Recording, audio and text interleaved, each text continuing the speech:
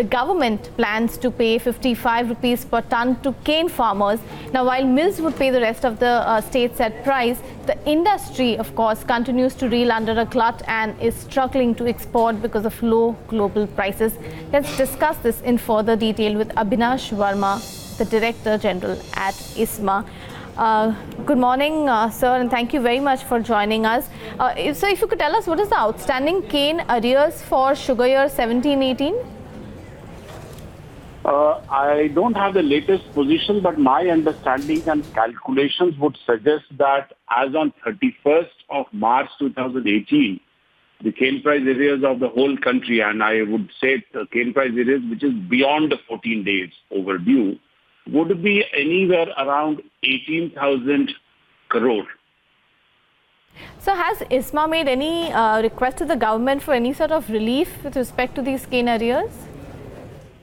Yes, we have. I mean, we have told the government that since the cane price, the FRP was increased by the government by 11%, correctly speaking, the sugar prices should have also gone up by at least 8 to 10%.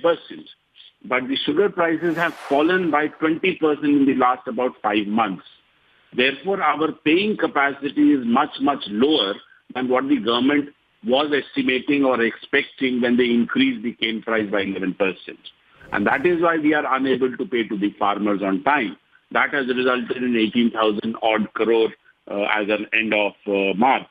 We have requested the government to help us with part of the payment of the FRP because the government had increased the FRP by 25 rupees per quintal.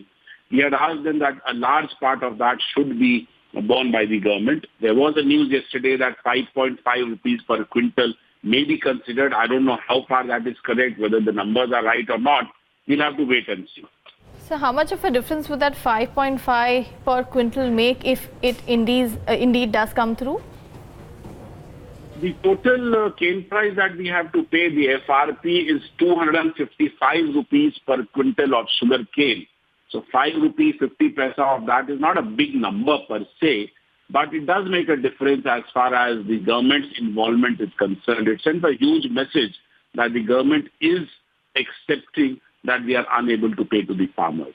Secondly is the problem of the surplus.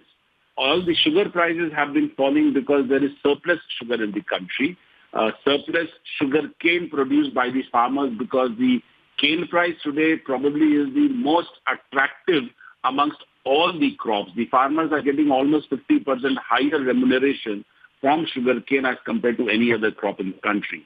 And therefore, the whole problem is coming up because of high sugarcane price, which has resulted in surplus sugar to the tune of almost 5.5 million tons.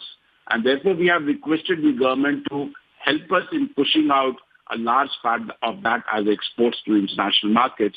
The global market is currently unviable. There is glut in the global market also. There are losses. And therefore, we are saying if the government could help us in some form, which is WTO compatible, to help us in exporting the surplus, that will help ensure the prices don't fall further. So sugar prices now have hit sub 30 per kg, actually 29 per kg. Do you see a further downside to prices from current levels, especially if exports don't pick up? See, the whole prices, you would be aware that the commodities market moves a lot on sentiments and expectations.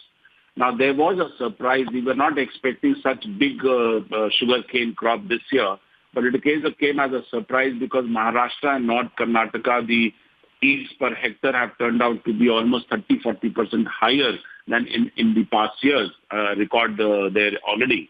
And therefore, the market reacted to that surprise of extra 4 to 5 million tons coming from this part of the country in the last about 4 or 5 months. I believe there are no more surprises that the market will get for this year or the next year, because now the market believes that the production will be around 30 million tons or so in this year, as well as probably slightly higher next year.